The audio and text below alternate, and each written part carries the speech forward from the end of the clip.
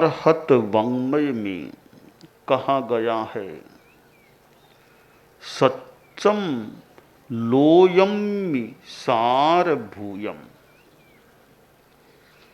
एक सुंदर सूक्त है, आगमवाणी का है, सत्य लोक में सारभूत है। सत्य और कर्तव्य दो बड़ी महत्वपूर्ण चीजें हैं। आदमी के जीवन में सच्चाई है और कर्तव्य बोध के साथ कर्तव्यशीलता है।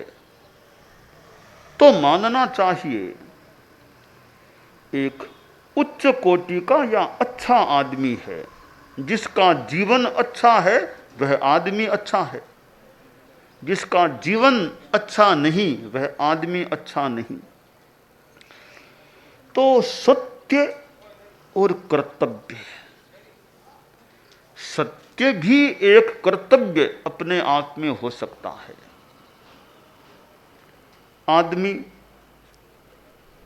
आवेशवश झूठ बोल जाता है, लोभवश यानी गुस्से के कारण से भी झूठ बोल सकता है, लोभ के कारण से भी आदमी झूठ बोल सकता है, और भय के कारण डर के मारे भी आदमी झूठ बोल सकता है। और कई बार हास्यवश हंसी मजाक में भी मनुष्य मृषा वाणी अभिव्यक्त कर सकता है। जब आदमी को गुस्सा तेज आता है तो फिर जो यथार्थ नहीं है वह बात भी मुंह से निकल जाती है या कह देता है। गुस्सा आ गया, कई बार तो मानो गुस्से में पूरा भान भी नहीं क्या बोल रहा हूं मैं, बोल दिया जाता होगा। तो गुस्से के आवेश के कारण आदमी झूठ बोल सकता है। झूठ बोलने से बचना है तो गुस्से पर भी कंट्रोल रखना अपेक्षित है। लोभ के कारण से बस बात है, कुछ कह दिया कुछ कि मुझे ताकि ज्यादा कुछ मिल जाए। अति लोभो न कर्तव्य है, अति लोभ करना ही नहीं चाहिए। उस कुछ पाने के लिए आदमी झूठ बेईमानी कर लेता है। विद्यालय में गणित की क्लास लग रही थी, प्राथमिक क्लास थी गणित की। प्राथमिक क्लास में गणित का विषय चल रहा था। मास्टर साहब क्लास में आए, छोटे छोटे फार्मूले गणित के छोटे छोटे बच्चे थे, उनको बताए। और फिर शिक्षक ने विद्यार्थियों से कुछ प्रश्न पूछने शुरू किए। एक बच्चे को कहा बोलो उत्तर दो। बच्चा खड़ा हुआ कि मानो तुम्हारे पापा क्या काम करते हैं? कि पापा तो मेरे अनाज बेचते हैं। बताओ, अगर 1 रुपये से 1 किलो गेहूं आता है, 1 रुपये से 1 किलो गेहूं आता है, कोई ग्राहक आया है 10 रुपये के गेहूं खरीदना चाहता है, तो बताओ 10 रुपये में तुम्हारा पिता कितने केजी गेहूं देगा? 1 रुपये में 1 केजी, 10 रुपये में कितने केजी गेहूं देगा? लड़का बड़ा होशियार और समझदार था, क्षण भर तो मौन रहा और फिर बोला कि 1 रुपये में 1 केजी गेहूं तो 10 रुपया ग्राहक दे रहा है गेहूं के लिए, तो मेरे पिताजी 9 केजी और 200 ग्राम करीब गेहूं देंगे। 9 केजी और 200 ग्राम करीब गेहूं देंगे। मास्टर ने कहा, रे क्या उत्तर देते हो, इतना नहीं समझते हो? 1 रुपये में 1 केजी, 10 रुपये में कितना गेहूं देंगे? बच्चा फिर बोला मास्टर साहब 9 केजी और करीब 200 ग्राम गेहूं के आसपास देंगे। तो मास्टर साहब ने कहा, तुम्हारा पिता इतना भी गणित को जानता नहीं है क्या? 1 रुपये में 1 केजी 10 रुपये में कितना देगा? तुम नहीं जानते हो, तुम्हारा पिता भी नहीं जानता है क्या? तब लड़का बोला, मास्टर साहब आप अकेले में मेरे से बात कीजिए। मास्टर साहब थोड़े इधर हो गए। मास्टर साहब मैं भी थोड़ी गणित, इतनी गणित मैं भी जानता हूं। मेरे पिता तो बहुत अच्छी गणित जानते हैं, पर आप भी गणित जानते हैं, पर आप मेरे पिताजी को नहीं जानते हैं। आप मेरे पिताजी को नहीं जानते हैं। वे 800 ग्राम की हेरा फेरी तो 10 किलो में 800 ग्राम की हेरा फेरी आराम से कर लेते हैं। तो यह है बेईमानी और सच्चाई के विरुद्ध कार्य। तो लोभ के कारण से आदमी झूठ भी बोल देता है, बेईमानी कर लेता है, दिया तो इतना का नहीं, पूरा दे दिया, पूरा दे दिया। ये लोभ के कारण से सच्चाई को आंच पहुंच सकती है, चोट पहुंच सकती है, और भय आदमी घबरा जाता है। डरा हुआ आदमी भी झूठ बोल सकता है। देखिए, सच्चाई की साधना के लिए अभय की आराधना मस्ट है, आवश्यक है। अभय की साधना किए बिना सच्चाई की पूर्ण साधना प्राप्त नहीं हो सकती, और अभय के बिना अहिंसा की भी पूर्ण आराधना नहीं हो सकती। तो अहिंसा के लिए भी अभय की आराधना आवश्यक है, और सच्चाई ईमानदारी के लिए भी अभय की आराधना आवश्यक है। भयभीत झूठ बोल सकता है। अब मन में है कि सही बोलूंगा तो दंड आएगा, उलाहना आएगा, पनिशमेंट मिलेगा, इसलिए झूठ बोल दें। इतना सीधा रास्ता लगता है झूठ का कि झूठ बोल दो, वाह बच जाएंगे। अरे हम यह ध्यान दें, यहां बचोगे पर नहीं, आगे होगी माफ। यहां बच भी जाओगे तो आगे बचाव नहीं है, मानो पाई पाई का हिसाब है। तो दूसरों से भले छिपा लो, परमात्मा से, खुद की आत्मा से भी अनंत, मानो केवल ज्ञानियों असंख्य, केवल ज्ञानी अनंत है, वह सिद्ध को मिला लें तो उनसे अपनी आत्मा को, स्वयं को नहीं छिपा सकते। तो भयभीत व्यक्ति भी झूठ बोल सकता है। जैसे कि शिक्षक ने कहा भी आज दोनों पाठ याद करने हैं, अगले दिन पूछा कि पाठ याद कर लिए? पाठ याद तो एक ही किया, पर कह दिया नहीं दोनों के लिए, दोनों के लिए, क्योंकि और सही बोलूंगा तो मास्टर साहब कुछ पिटाई करेंगे, एक डांटेंगे, तो झूठ बोल दो। झूठ का सहारा हमें झटपट नहीं, झूठ का सहारा लेना ही नहीं चाहिए। मान लो कम से कम झटपट सहारा झूठ का नहीं लेना चाहिए गृहस्थों को भी। क्या बात है, कुछ कठिनाई आएगी तो उलाहना आएगा तो आ जाएगा, डांट पड़ेगी तो पड़ेगी। डांट शरीर के खुद मुंह में तो पड़ेगी, पिटाई शरीर की तो होगी, आत्मा की तो पिटाई नहीं होगी ना, सच्चाई के साथ रहेंगे तो।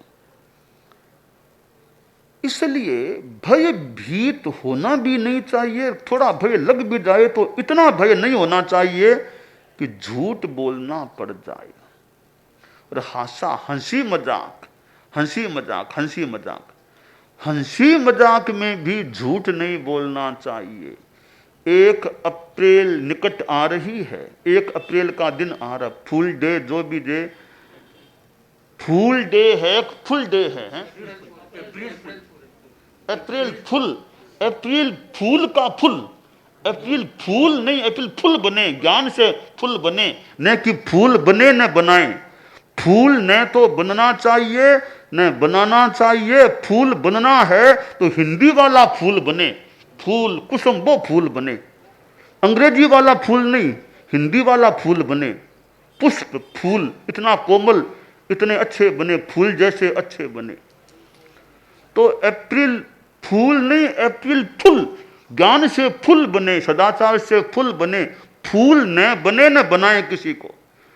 अब वो अप्रैल फूल हंसी मजाक में ऐसी बात कर देते हैं जो बात सही नहीं है। खैर, ये गृहस्थों की बात हो सकती है, थोड़ा मनोरंजन विनोद हो सकता है, पर ऊंची सच्चाई की साधना करनी है तो अप्रैल फूल भी किसी को न बनाना चाहिए, बनना भी नहीं चाहिए। अप्रैल फूल बने या हिंदी वाला फूल गुण की दृष्टि से बने तो आदमी सत्य के लिए गुस्सा, लोभ, भय और हास्य, हंसी मजाक, इन चारों को नियंत्रित रखे, यह अपेक्षा है।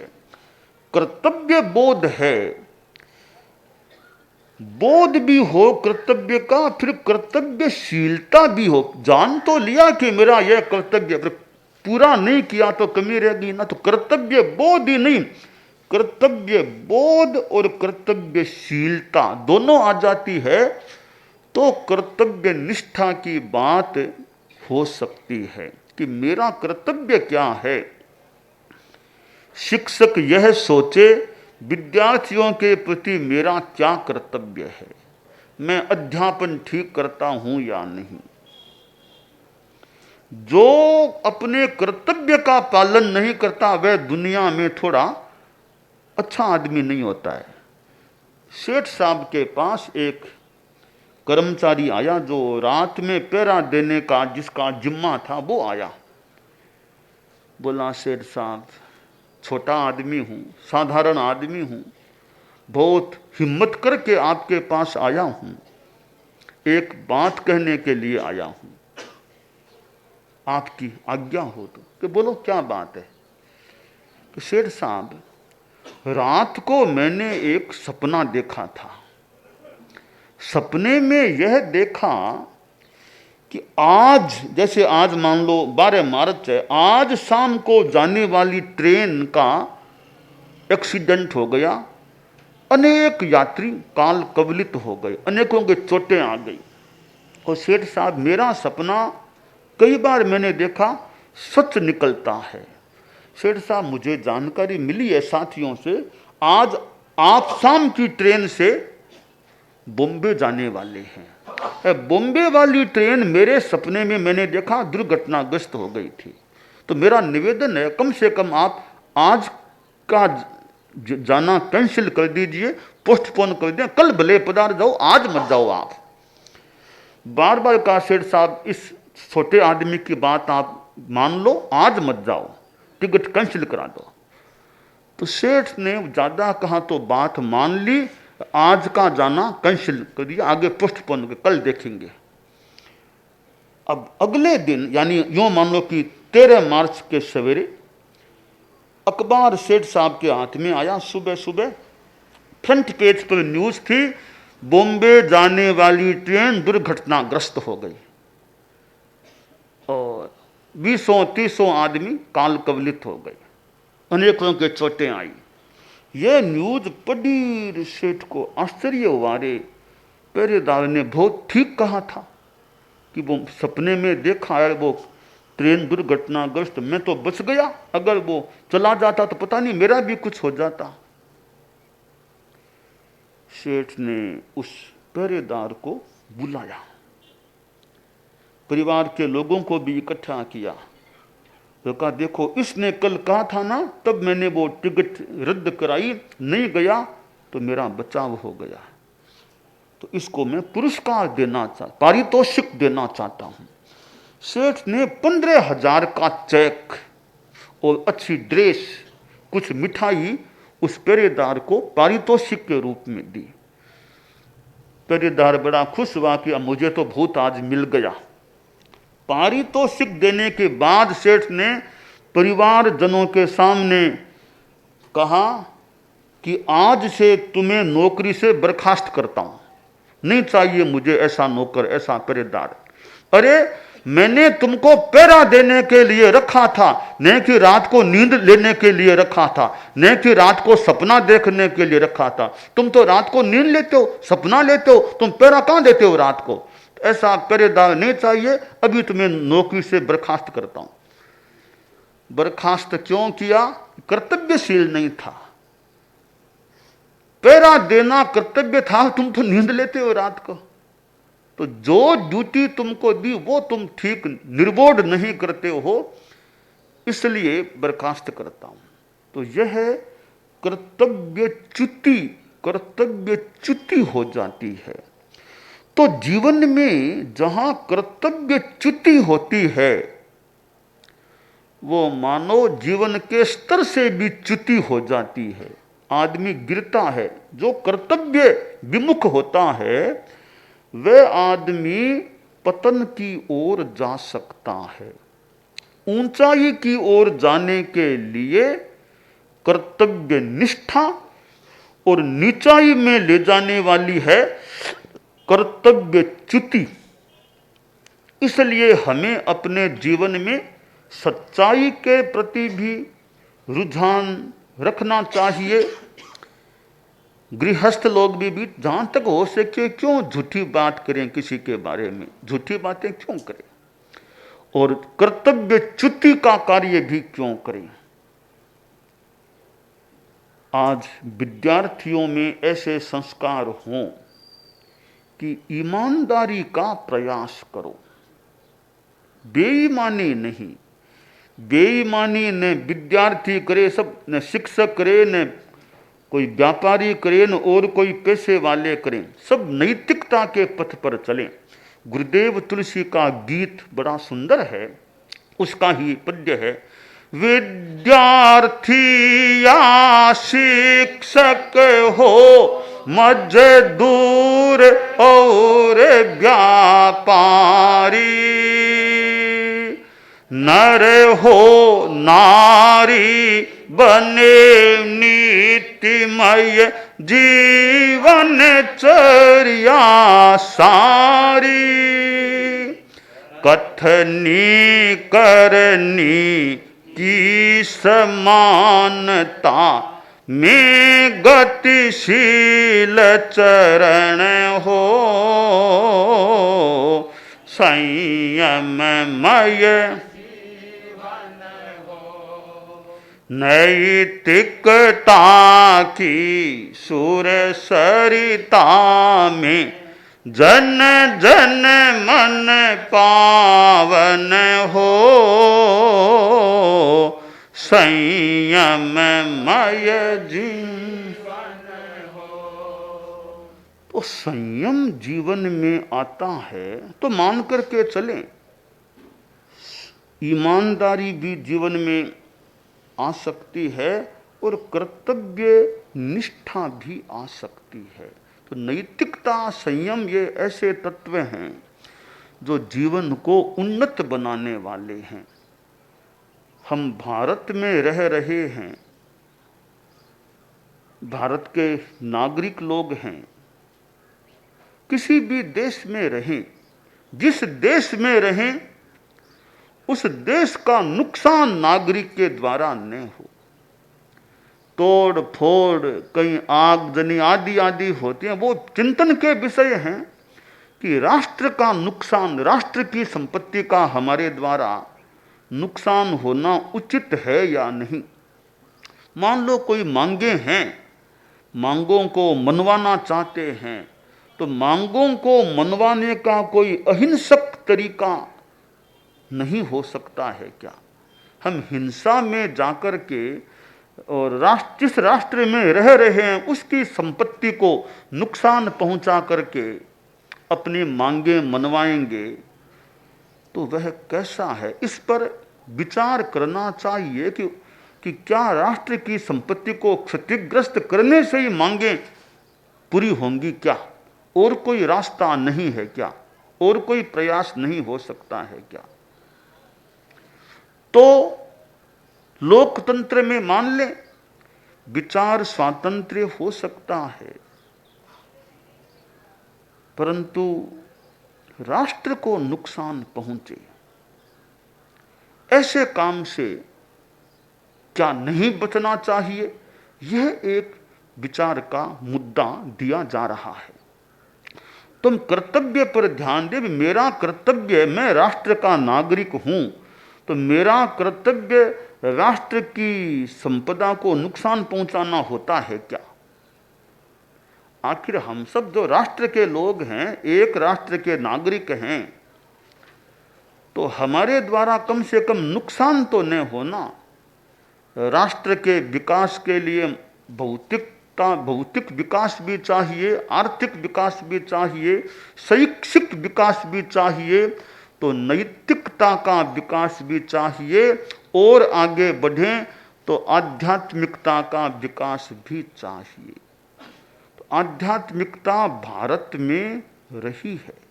कितने ऋषि महर्षि संत लोग हुए हैं जिन्होंने अध्यात्म की आराधना भी की है और अध्यात्म का उपदेश भी दिया है। तो हम सच्चाई और कर्तव्य, इन दोनों पर ध्यान दें और अपने जीवन को अच्छा बनाने का, अच्छा रखने का, आत्मा को पवित्र बनाने का, पवित्र रखने का प्रयास रखें। यह कमनीय है।